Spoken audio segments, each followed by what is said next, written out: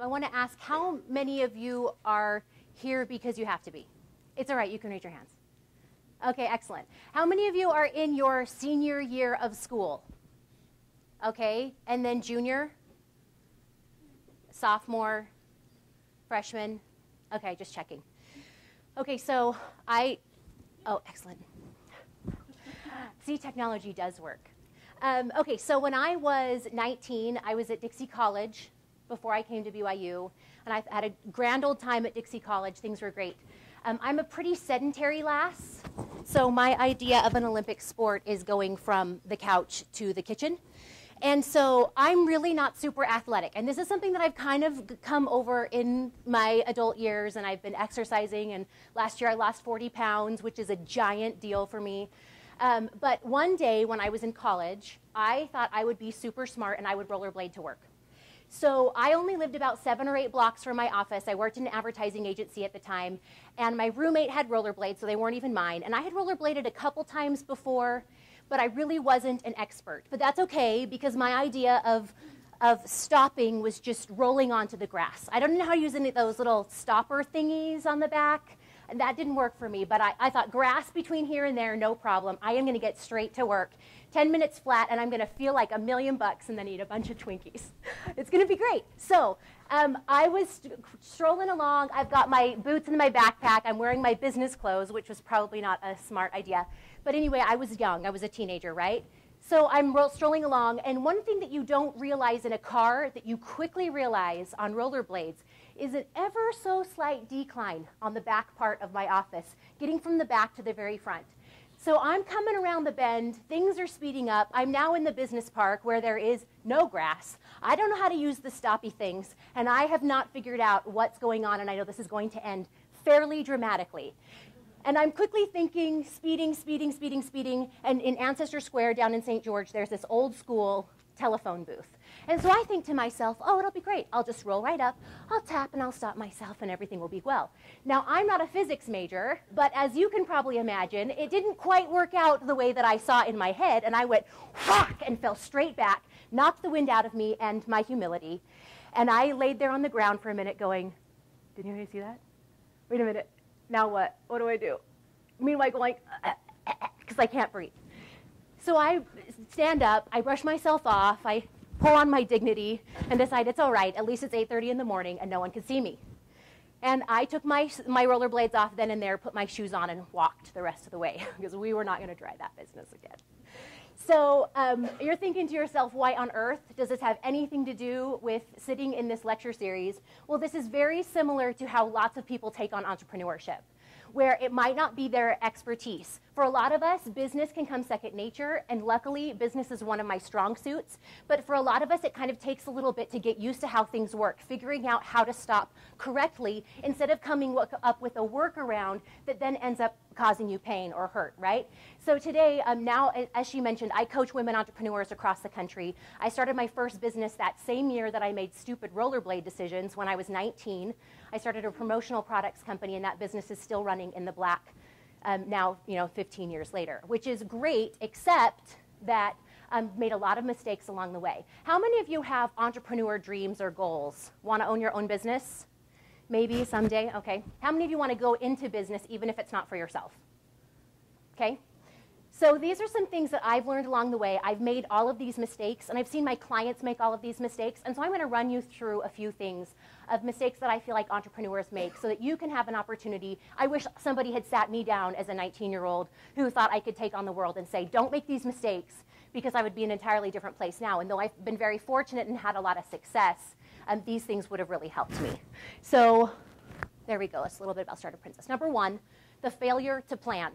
The adage is true: if you fail to plan, you plan to fail, right? It makes the biggest, honestly, planning, I'm more of a creative type, and I have some OCD organizational tendencies, so I can kind of do this a little bit. But I know that for some of you, and maybe all of us, we might hesitate to do this, and for us, this is like a Mormon 4-letter word. Planning, what, seriously? And so if you need to, you can call it a map if it makes you feel a little bit better, because some people really don't like the word plan. but I want you to embrace it and figure it out. Because I love, people talk about enjoy the journey. It's not just about the destination. I think it's really both. You need to be able to figure out how to do the journey, but the destination is really key too. And that planning piece will help you say, okay, you know what? I want to make 5,000 widgets. This is how much money that's going to make me. And at the end of the day, I'm going to make this much money and take home this much money.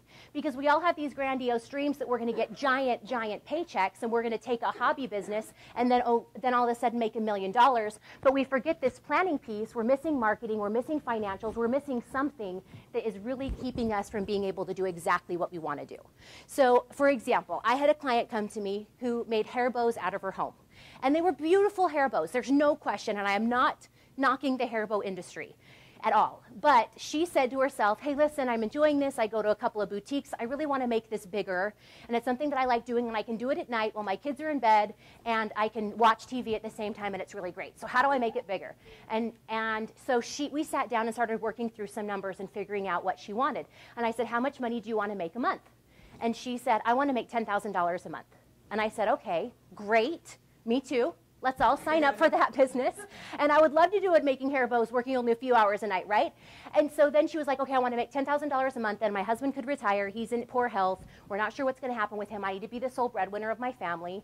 And a lot of women come to me for advice because they're in that transition stage, because something's happening with their husband, or then they find themselves divorced or whatever, and they're trying to figure out how to provide for their families. And so I say, okay, sounds great. I'd love to make $10,000 too. What do you need to do that? How much are your bows? And she says, oh, I sell them for $4 to $5. How much are your costs? And she says, oh, $2 or $3. And I said, okay, so on an average day, let's pretend you make $2 a bow. She says, okay, yeah, that's about right. And I said, is it possible physically for you to create 5,000 bows a month? And she was like, well, I don't know. And I'm like, well, how many are you making now? And she's like, about 100. Okay, so there's a smidge bit of a disconnect here, right? But it's amazing how going from, I want to make $10,000 a month, never in her once did she figure out how that plan was going to work. Now, could she outsource? Could she hire other people? Could she bring other people on to make 5,000 bows a month? Probably. She could probably create a pretty great Etsy business. She could sell and outsell and sell to big box stores. That might take her a little while. She could get some capital and some funding to make her do that. But is the reality of making 5,000 bows a month different than I want to make more bows and make more money by sitting at home at night and watching TV to make bows? Like two different realities, right? So trying to figure out how to make those mesh only happens in the planning state. Business plans are great. I wholeheartedly recommend business plans. And if you're not into writing a 12-page document, there are other things that you can do. But here are some business plans, and here are some essential things that you at least need to talk through and work through. I got this from SBA.gov, the Small Business Association. So if you want, you're welcome to write them down. I know you'll get access to the slides anyway, but you can also just go to SBA and figure out. These are just the things you need to sit down. What's your market look like? Who are you going to target if you're going to sell 5,000 bows? What are the descriptions of the products? Are you ever going to introduce more products? Who's going to run your company? Who's going to help you? Who's going to help you make 5,000 bows in the middle of the night? You know, marketing and sales, financial, which is so key. Because I learned this later, and if I had learned this earlier, boy, that would have been so much better for me. And it's not one of my strengths, but it's still critical, right? And then any other additional information. Business plans like this, if you are dreaming of capital, you will be required to create a business plan that is this detailed. If you're going into it for yourself and you're bootstrapping, like most of my clients do, you may not need all of this information. I'm all about living, breathing documents that you actually use. So figure out how to create a business plan that works for you, but the key is to figure it out in advance and make that work. So here's a business plan that's essential for creative, something that I call the sticky note business plan.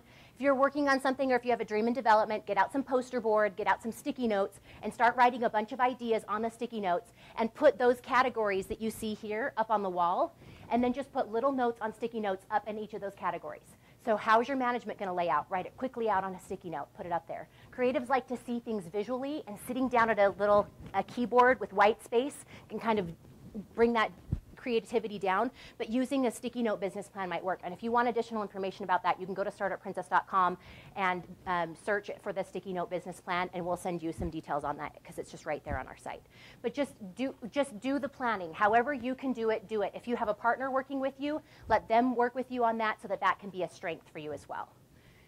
Next, number 2, the failure to brand well.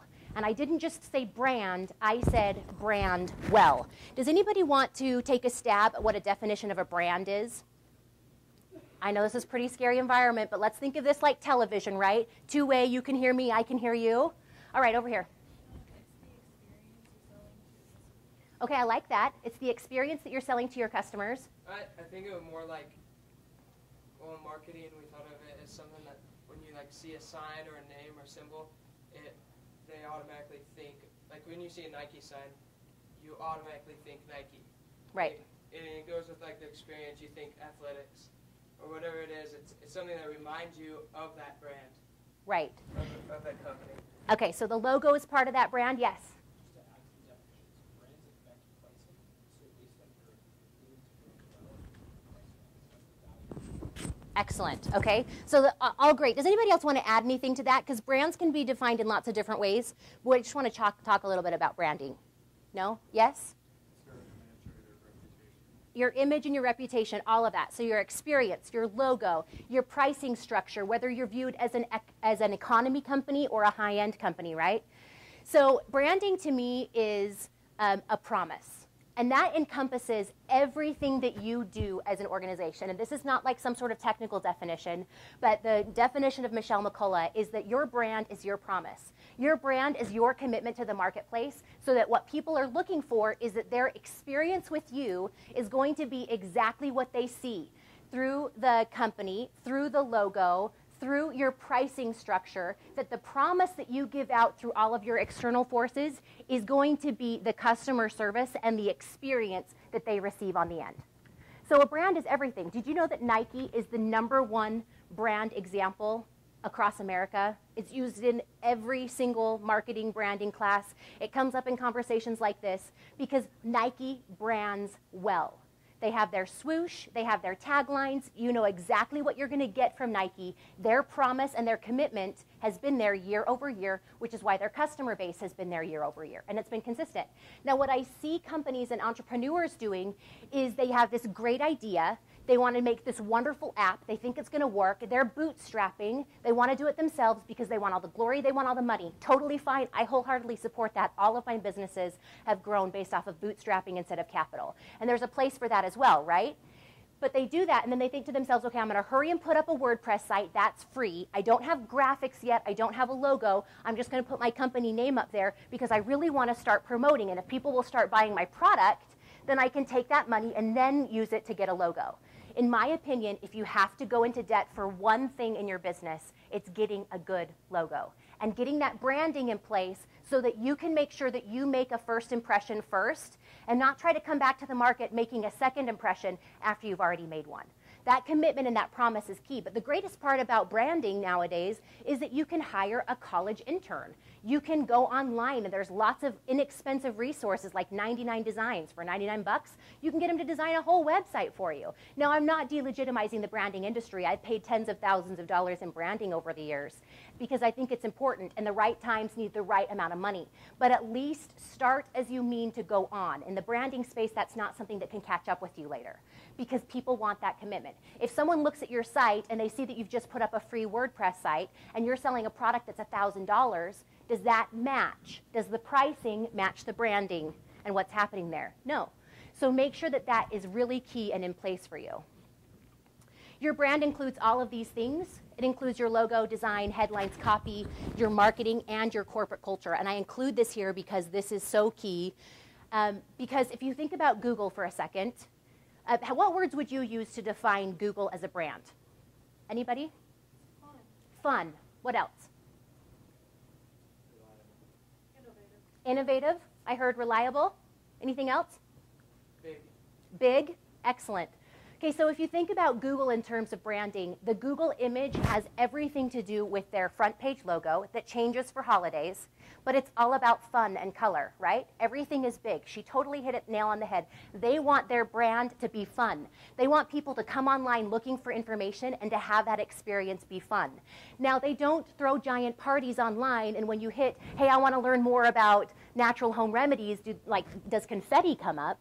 But fun is a big part of their brand, right? It's who they are and what they accomplish. But then they're nuts and bolts, and they're giving you information quickly without you having to find it. It's right there. It's accessible. Part of Google's corporate culture is their brand new campus. It's been open for the last 5 years. It's on site. There's color everywhere. There's playgrounds for their kids to come play. There's places to sit and relax. You can play foosball. They have a giant open cafeteria.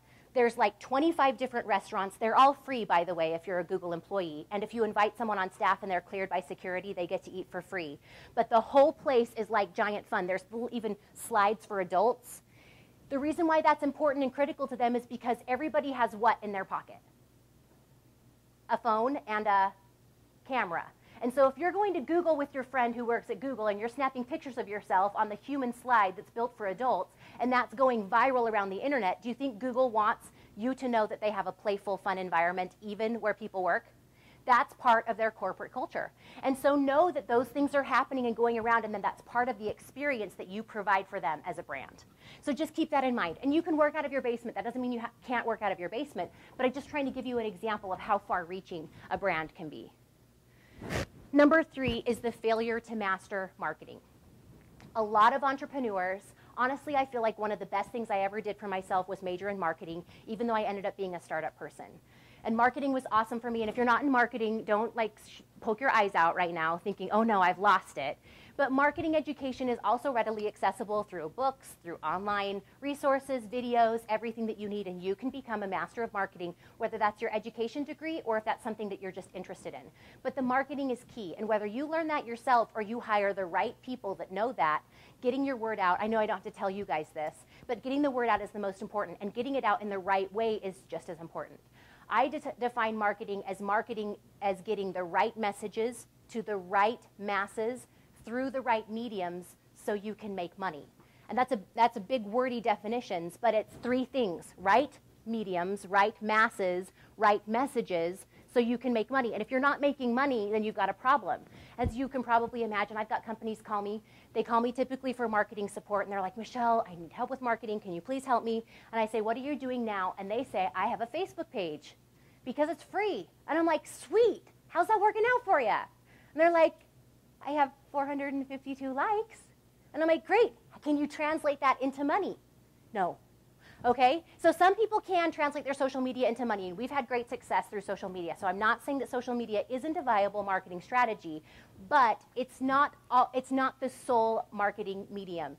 And because Facebook changes all the time, then you have to keep up with Facebook's algorithms and what they're posting when and who doesn't. So social media, though free, doesn't necessarily mean it's the right messages or the right medium getting to the right masses. So consider that. Know that it's more than that. I think one of the things that has hurt us in terms of social media is people thinking, I'll just do the free route, instead of remembering that we still have to invest money sometimes to make money. You can do things strategically, and there's lots of great ways that you can do that. But just know that there's lots of different ways to market. Oh, I do have it up there. I thought I didn't put it in. Well, there you go.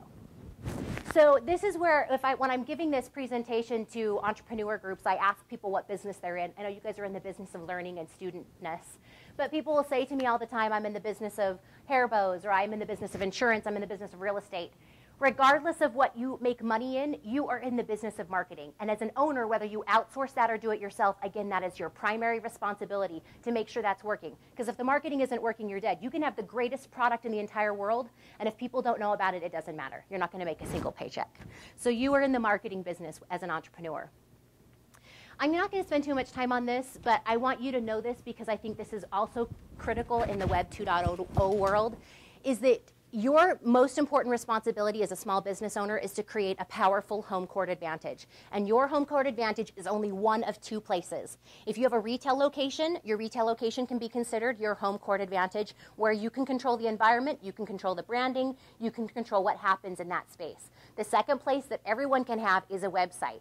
Your home court advantage is your website. Facebook is Facebook's home court advantage. And you can have a page on Facebook all you want, but if you're not sending people back to your website and your branding and your space where they aren't getting distracted, then you're going to miss them. So your marketing strategy needs to be about getting people back to your home court advantage where you can control that space. Mistake number 4 is the failure to establish a powerful support system. Entrepreneurship can be super lonely, and it can be really hard. And for some of us, we're thinking, hey, I thought I had this great idea, but now what do I do? And so here are the 3 levels of support that are really critical for entrepreneurs. The first one is I'm going to start at the bottom, the foundational support. There's a great book called The 1 Minute Manager Meets the Monkey. I don't know if it's required for your learning, but it was for mine. It's by Ken Blanchard. It's a great book that talks about how every single task in the company needs to be done at the lowest possible station. So that just means that you're getting the right people to do the right things for the right amount of money. When I was first getting started in my promotional products business, the internet actually wasn't even a viable option, believe it or not. And I was sending out physical catalogs on a regular basis to people who are reaching out to me or people I was reaching out to. And I still send some catalogs, but obviously with the web, that's changed things. But I would be sitting down at night, putting the labels on the catalogs, putting them in the envelopes and putting them in because I thought, I don't have very much money, but this is something that I can do while I watch TV and make my business go gangbusters. So I started doing that on a regular basis. And then somebody said to me, hey, you should probably outsource that. I'm like, I can't afford to outsource that. I'm poor. And so that's when just when I had said that, I had remembered the 1 Minute Manager Meets the Monkey and reminded myself that means that foundational support is the people underneath you who do all the things that you shouldn't be doing, so you are spending money on revenue generating activities. There might not have been anything else I could have done from 10 to midnight except put catalogs on, but maybe sleep so that the next day I could actually make sales calls and make appointments. But now all of my catalogs are handled by local teenagers in my neighborhood who are trying to earn a bunch of money to go to camp or whatever they're doing. And they come over to my house once a week, stuff all my catalogs, organize everything, and get it out. And I pay them $5 to $10. They're tickled pink that they're making money, and I'm spending my time on the things that are most important. So think about the foundational support that you can institute in your business. You can use college interns. I use a lot of college interns. I even use some high school interns. My videographer in the back, you can wave, he's cute, David. But remember, he's too young, ladies. Okay, so he's a high schooler that I reached out and found him, and he helps me with some video work. High schoolers are super smart. Find some people that you can work with. Interns are great. Sometimes it's appropriate to send some things overseas to people who charge lower amounts, and they have great resources, and you can get some stuff done. But put that foundational support in place. Just because you're bootstrapping doesn't mean you don't need that support. Spend your time on revenue-generating activities. The friend support is great. I put friends in here because everybody's got them, and everybody's got a good friend who thinks that they're also their business partner and give you some great advice, but just filter that. Some of my friends give me great advice, and some of them give me, let's not do that business, all right? So be willing to filter that, but that's why you make sure you have this mentor support at the top, that you're working with someone who can help you get there faster. I'm a business coach. I'm a business consultant. This is my job. My job is to help other women entrepreneurs get there faster, to help them avoid mistakes that I made so that they can go on and make money quicker. In addition to me being a coach, I also still pay coaches. I spent thousands of dollars on coaches last year so that somebody else could help me get there faster. And you don't always have to pay for coaching. You can find a great college professor. You can find somebody that you know in your neighborhood that does this business and say, hey, listen, can I learn from you? You can take people out to lunch. But get some support of people who are trailblazers so that you can go down the same path and not build your own trails and take that much longer. We often get prideful and stubborn and like, hey, I want to make a big difference. But if you could make a big difference faster, wouldn't that be a bigger difference in saying, hey, I can do this all by myself? Utilize your resources and learn the things that you need to from the people who have it so that you can, again, focus on the things that are most important and get you to that money as quickly as possible. Revenue generating activities and product and service offerings. Those are your 2 jobs as the small business owner. All the things that you're doing to generate revenue, which includes picking up the phone and actually making sales calls or making sure that you have a killer sales team. Number 1, marketing can fall into revenue generating activities if you're doing it wisely. And then product and service offerings. If you're the brain behind the business, then your job is to create new products on a regular basis. What was Steve Jobs' job? This. And a little bit of this. He hired really great people to do the marketing for him, but this was his primary responsibility. Same with Bill Gates. Bill Gates takes 2 trips a year, closes off his cell phone, goes all by himself to sit down and innovate and to create new ideas and new things. That's his job as the owner of that company and as the creative behind the company. And that woman who wanted to do hair bows work for so long, but every product has a product life cycle. Every product comes up, peaks, and then comes back down. So if that's all you want in the world, that's fine, but know that you need to be creating new products, new opportunities to enter back into the market to really peak so that you can continually have revenue generating streams coming into your business. All right, number 5 is the failure to systemize. Failure to systemize, I think, is number 1, but I put it at the end because I think there's some context here that really helps. The book, The E-Myth. Has anybody read The E-Myth? Michael Gerber? Okay. If you haven't yet, you will as part of your education here, which is great. If you're on your way out and you don't think it was required, honestly, that's Michelle Mccullough required reading, is The E-Myth. Michael Gerber talks about how the reason why some people love McDonald's, and even if you don't love McDonald's, stay with me, don't tune out and go, oh, they're not going to listen. Okay, so McDonald's, right? So the reason why McDonald's works and why they have raving fans is because you know the second that you walk into a McDonald's, wherever you go, the Big Mac is going to taste the exact same here, generally speaking, as it's going to taste in New York City. You know exactly what to expect. I had a boss who lived and died by McDonald's. He was a speaker, traveled all over the world, would find the closest hotel to a McDonald's so he could make sure he could eat all the time. And he did that because he could expect it. He has a very picky diet, and you wouldn't think McDonald's would be part of that. But he can only eat certain things, right? And he knows what things he could eat. And so because of that, McDonald's is part of that. And that's because he knows that his food's going to taste the same wherever he goes. Systemizing in a way that helps you create a customer experience that people can expect every time they walk into your retail location or set foot online is critical. And so figuring out some of those systems, how are you going to handle customer service? How do you handle sales? What happens when people walk in the door? Do you greet everybody that walks in the door? Do you say hello? Do you say, hey, welcome? Do you sing a song? Whatever that is, that system needs to be in place every time. Because if you get in the habit of singing songs to people as they walk in, but then you don't sing it 10 times later, then they're like, she doesn't sing to me. And they're all worked up. They came in for a cupcake, but they're upset they didn't get a song. So know that those customer experiences are key, right? It sounds funny, it sounds silly, but it's so totally true. I went to Cafe Rio. How many of you know what Cafe Rio is? Okay. I was one of the very first customers of Cafe Rio. They opened their first location in St. George, and I was there when they had no line, all the time, like for the first 3 months.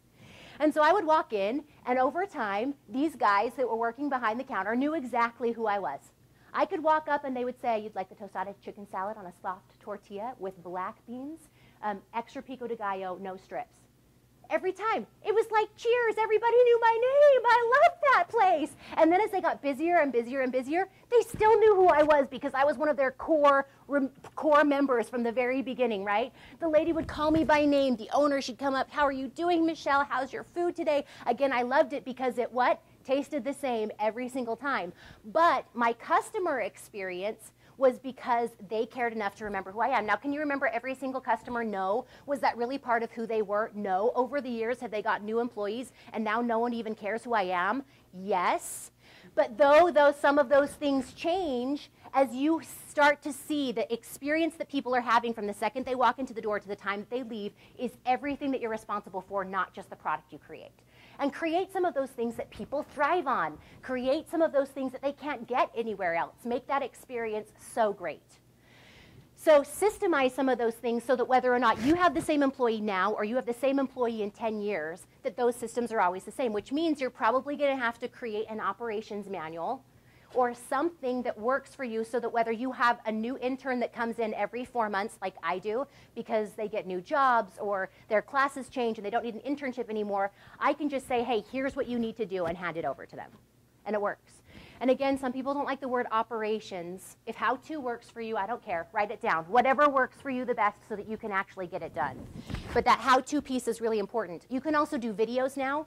I've created some of my videos. I keep running into this thing like 25 times, and you're like, she's such an idiot. She keeps running into that thing. I just get a little bit sweaty. Okay, so The how-to manuals can be done with videos now, right? So I can go online, I can use Jing, I can share my screen with my overseas VA or my VA that's in Virginia. I have like 6 different people who work for me in my company because my foundational support system that I was talking about here involves lots of people. Sometimes one personal assistant can't do the things the other one can, so I have different people doing different things within their strengths and within their appropriate pay range. But because I have that turnover, I use videos, and I can send them to the video category, and I can say, okay, this is how you get emails off of my text messaging service and put them into my email system so people get them. This is how I do this, and I do it over here. This is how I do this and do it over here. Takes me 2 seconds, but then saves me a ton of headache, so I'm not spending time retraining over and over and over again. The goal for you as an entrepreneur is to work on your business and not in your business. Everyone goes into entrepreneurship dreams because they think they're going to make $10,000 and sit by the side of the pool drinking non-alcoholic beverages and making lots and lots of money while other people are working in their business, right? Okay, that's the entrepreneur dream. It's mine too, and I'm not quite there yet. I still have to hit the pavement on the road. But again, that most important part of remembering that other people can do day-to-day opportunities, my job is to grow the business, not fulfill every single order. My job is to innovate, be creative, make sure I've got new speeches, make sure I've got new marketing materials. But I've got other people who are doing the mundane day-to-day things because that's what they're there for. Number 6. This is really critical, and this is where we're going to have to end. We have a few minutes. I want to leave you some time for questions if you have some. So I put up here failure to manage your greatest asset. Does anybody want to take a take about what I think your greatest asset is? What? I wish I had a prize for you. No one ever comes up with the answer. Oh, he's blushing now. It's so cute. No, I'm just kidding. So people say to me, I've given this speech 10 times. They all say things like your people are your greatest asset. You are your greatest asset. Your education is your greatest asset. Your products are your greatest asset in your business. Your capital is your greatest asset in your business. If you want to be an entrepreneur, your greatest asset is your time, hands down. Because it doesn't matter if you have $150,000 sitting in the bank or 15 cents. You can take that time and invest it into more money, but sometimes when the money's gone, it's hard to take 15 cents and make it into $150,000, right? So whether you are going to go out and work for yourself or you're going to work for someone else who has a business, your most important responsibility to be successful at anything is to manage your time and make sure that the minutes and hours that you spend are really counting, and that you're spending them in the right places for the right people doing the right things. I read the book, The 1-Minute Manager Meets the Monkey, and for lots and lots of years worked at other people's places. I was assistants, I was an executive assistant, I was a marketing manager. My job was to do everything I could so that my boss could do their job, right? And I knew that, and because I knew that, I didn't have to interview for a single position for 10 years. Because everywhere I went because somebody said, I want you to work for my company, I will pay you more, come to me. Manage your time, be an excellent employee, and you will be indispensable. So whether you work for yourself or someone else, your time and your investment in making that work, it's not about doing as little as possible to just skate by and make a paycheck. It's about doing as much as you can at the time that you're there to make a difference and make an impression so that you can make a bigger paycheck the next place you go or so that you can get that promotion. If you want, I don't have time to go into all the time things, but if you want, you can text me at 88588. That's the phone number you put in. You put this in the body of the email, and I'll send you my time management system and how I get things done every single day. And I also have this as a free resource. These are all free if you just want them. If you can go to speakmichelle.com/thelifebalancemyth. I have a 2-part video series there on working smarter, not harder, so that you can get more done in a day and how you can really be great and manage your businesses. I run 3 businesses from home. I work at home, and I have 2 children, ages 5 and 3. And I am under no illusions that my life is anything but a hot mess. Okay, I am a mess all the time, crazy, frantic, all the time. And I tell you that because I might have a lot of stuff going on here, but right in here, I've got a lot of other things going on. And anyone who tells you otherwise is also lying. So the last thing that I want to leave you with is 2 other principles. This one is my equation for success. Success equals vision plus action plus accountability. And this works for everything, whether you work for yourself or someone else. Whether you want to put $5,000 and save it in the bank, or if you want to go to Hawaii, or if you want to lose 40 pounds, or if you want to own a multi-million-dollar company. This equation works regardless of what you're doing. You have to first start with the vision. And it sounds woo-woo, but seriously, visioning is where it's at.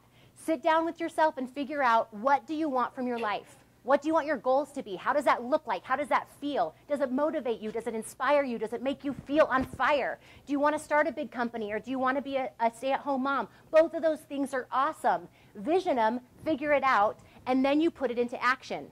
A lot of people have this part worked out. They're like, dude, I know exactly what I want, but this is where they miss it. They miss the mark. I want to lose 40 pounds. I'm going to set a New Year's resolution, and by January 5th, I'm tired, and I'm not going to do it anymore. I think New Year's resolutions are a joke because it makes people believe that they have to wait 360 more days to start over again. And then they give up for the rest of the year and then start over again for 5 days and then give up. God gave us a new day every single day. He gave us an opportunity to start over. So if whatever you're working on isn't currently working, guess what? Give yourself a break. Tomorrow you can start over. Tomorrow you can work on earning that extra money. You can finish the class that's really been killing you and that you've been putting off. Give yourself an opportunity to renew every day because that's a gift you've been given. Don't just wait for the new year to make change happen, because you're a change maker that can do it every single day. That last little bit is accountability. Sometimes you need help. You need a coach, you need a friend, you need somebody to help you say, hey, how's that going? How's that working out for you? A nice cheerleader friend who's not like jumping down your throat all the time saying, what are you doing about this, right? Be careful who you find as accountability partners. But put that accountability in place, because if you know you have to call somebody in a week and tell them how you're doing on your goals, that will really help you also get there faster. And the final thought is what we kind of talked about at the beginning, is that life balance is a myth. And like I said, I'm a hot mess all the time, and I'm under no illusions that that's not working for me. I think having people and telling people, especially women, that you can find life balance actually makes you crazier, because I went in search of it. I went to find life balance. I'm trying to figure out, dude, I'm running 3 businesses. I got 2 kids at home, running absolutely crazy, figuring out how to do all these things, thinking, if I just find balance, I'm going to be awesome, right? Well, it turns out balance doesn't exist, and here's why. It assumes some sort of even distribution of time in each role. Let's say you're someone who works outside the home, and you work outside the home for 8 hours a day. Can you come home and then spend 8 hours a day with your spouse and your kids? Doesn't balance, my friends. Doesn't work, right? You might be able to figure out how to add it all up, but it doesn't balance that way. And so we think to ourselves, oh no, I'm a bad person because I'm not spending the same amount of time at home as I am spending time on my business. But guess what? If your responsibility is to earn money, that is just as critical as providing for your family so you don't end up on the street, right? It doesn't mean that you shove your kids in a closet, but it means that it's okay for you to earn some money and provide for your family. And figure out how that works and stop beating yourself up about that. The second part is it assumes that there's only 2 roles a person plays. Okay, well, I own 3 businesses. I've got 2 kids. I'm also a sister. I'm a neighbor. I've got this church calling that's gigantic. I also have to do my visiting teaching. I got to do all these other things. Can all of those ever be in balance? No freaking way. I'm going to go absolutely nutso, like I kind of am right this second. All right, just thinking about it. Okay, so we play lots of roles. It's not, they call it an act for a reason, right? It's a balancing act. You're trying to figure out what's most important right now. It's all about having all these dishes in the air, and you know what? Sometimes they drop, and sometimes life happens, and that's okay, but it's about picking it back up again and continuing to do it. It assumes that you want balance in those areas. Sometimes you don't want to be all those things. And it also assumes that if balance is achieved, that there's going to be happiness and bliss. Well, to this day, I have not found that blissful state. All right, it all has to happen up here. I've got a party going on in my head, right? Party in my head, because I can't seem to make everything else work. And that's okay. But the last thing is there's an assumption that there's some sort of secret, right? I see so-and-so over here who has 5 kids and runs 3 businesses. I only have 2 kids. What has she got worked out that I don't have? I've got something wrong, right? And then I'm going crazy going, wait a minute, Michelle, you're smart. You do all these success things. You know how to manage your time. What's your problem? What are you missing? Oh, she's got a secret. She's not going to tell me. What if I call her and ask her what her secret is? Then she'll tell me, right? And so we start playing these crazy games, and some of you boys are like, I don't know what you're talking about. But you girls, you know exactly what I'm talking about. And if you don't, you will, right? You're like, oh my gosh, what is she doing? So this has been my biggest thing, right? You can compare yourself every single day of the week, and this works for you too, gentlemen, right? Even though if you're thinking, that's not my problem. Comparison equals despair. You can look at the guy down the street who's making a bunch of money and driving a nicer car and think to yourself, dude, what is my friggin' problem? And you can also, ladies, think to yourself, what has she got figured out that I don't? Why is that working out? Well, you know what? She's a freaking hot mess too. She just never admitted it. And if we would all have Hot Mess Anonymous and we could all come out and really make it big, then we'd all feel a lot better, right? And so this last part is key. Pastor Stephen Furtick, I love it, says one of the reasons why we struggle with insecurity is because we compare our behind the scenes to other people's highlight reel. And my friends, this is the problem with social media. Because is anybody out there on Facebook saying, and I mean rarely, oh, my life is totally horrible, I don't have it all worked out, and blah, blah, blah, blah, blah. I mean, every now and again they're telling you that their dogs puked on them, but are they really saying, I don't have it figured out? No, they're saying, hey, guess what, I've got this great book deal coming out, and I've got this radio show, and it's so awesome, and my company just got put on Forbes, and it's so great, and people are thinking, dude, how does that girl who has 2 kids and claims to be a stay-at-home mom, how does she get all that freaking stuff done? And I'm like, dude, I'm a hot mess. It's all right. Things are crazy all the time. I've got kids screaming in the background, and that's why I love the internet, because I can be on a webinar and no one can tell that my kids are screaming at each other. It's awesome. The internet does wonderful things, but just give this piece up and be willing to be a little bit more real, because I think some of the greatest successes I have had have been from being able to say, hey, listen, I know that it freaking sucks to try to figure out how to be a rock star mom and a rock star business owner all at the same time. And though I don't have it all figured out, I've got some things figured out, and I'd love to tell you about it. But if I stand up here and say, hey, you know what, I've got it all figured out, and it's awesome, you're going to go, well, you don't have the problems I have, right? And we start to separate ourselves. Let's figure out how to help each other out and get there faster together. So here's my recommended reading. If you want it, I highly recommend it. Again, look, there's that 1 Minute Manager Meets the Monkey. There's the E-Myth I talked about. Success Principles by Jack Canfield is a must-have for anybody. I mean, once you buy it, you're going to want to give it to all your friends. I mean, I realize I'm a success junkie, and you're kind of thinking, she's crazy. Like, get me out of this class right now. But seriously, get that. Fire Starter Sessions, Danielle Laporte is from Canada. She's actually coming to town next week. We're hosting her. Startup Princess, she is awesome. Entrepreneur Fire Starter, a trailblazer, she is awesome. Excited that she's coming. That's a great book. Content Rules, have to have if you're going to be in the marketing business. Talks all about how to manage content and make it work. And again, the Millionaire Messenger is great. If you're interested, I do have internship opportunities available. I just filled my video intern. But if you want opportunities and experience to work in entrepreneurship or marketing, I've got lots of things available. You can email me. I do pay at the end. I believe in not, you guys are paying for your education, right? So that you're learning. I pay you for yours at a different level. I may not pay you an hourly wage, but I pay you to complete projects. And you're learning along the way, and I give killer recommendations. Work for a national company, and that can help you get other jobs. Like I said, one of the reasons why I was able to get lots of jobs as a young kid was because I got a ton of experience. And I wasn't just showing up with the paper. I was showing up to say, hey, listen, this is what I've been able to do. So if you're looking for things like that, I'm happy to help you with those kinds of things. We have 15 seconds for questions, which means you can just call me. So if you have any questions, feel free, reach out, Twitter me, whatever. Love to reach out. And thank you. I'll just sit down.